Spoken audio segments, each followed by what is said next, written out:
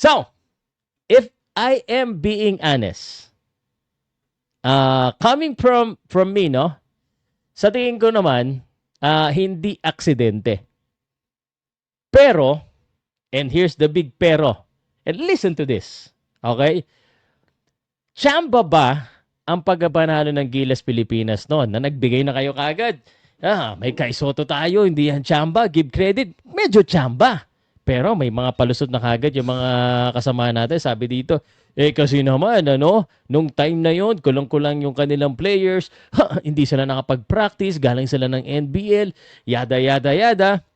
Ito, para sa akin, ito ang sagot ko. Makinig ka. Salamat po, salamat. Okay, para sa akin, hindi siya aksidente, hindi siya tsamba in a way, pero hindi rin siya proof na solved na ang New Zealand problem.